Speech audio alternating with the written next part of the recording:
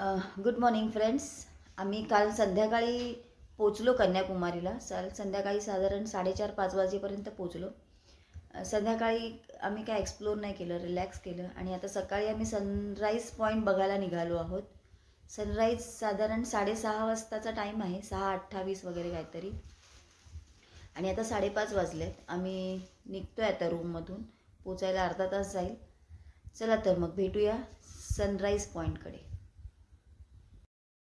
हॉटेलमधून रिक्षा घेऊन 5 मिनिटात आम्ही सूर्योदयाच्या पॉईंटपर्यंत पोहोचलो.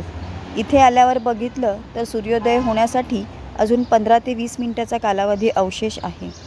परंतु सूर्याच्या संपूर्ण छटा आकाशात आणि पाण्यावर पसरलेल्या आहेत. हे सगळं प्रात्यक्षिक बघताना डोळ्यांना खूप एक सुखद अनुभव येतो आहे आणि हे सगळं खूप छान दिसत आहे.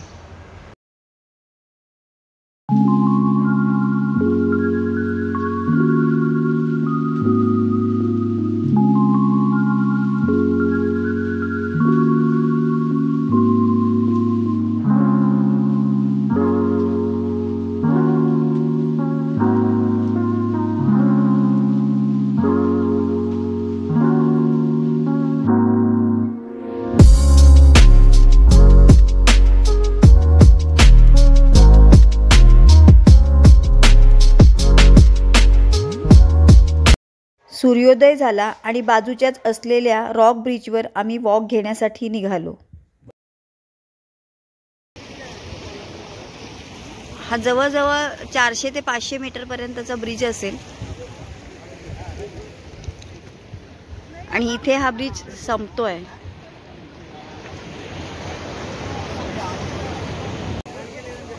ह्या ब्रिजवरून चालायला खूप छान वाटतं.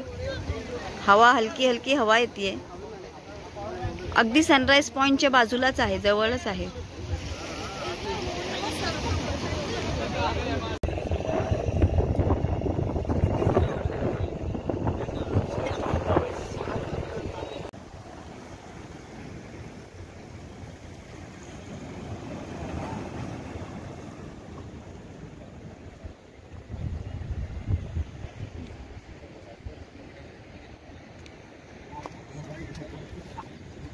संध्याकाळी 6 नंतर आम्ही कन्याकुमारी देवीचं दर्शन घेतलं आणि मंदिरात एवढी रांग नव्हती, त्यामुळे दर्शन आमचं लवकर झालं.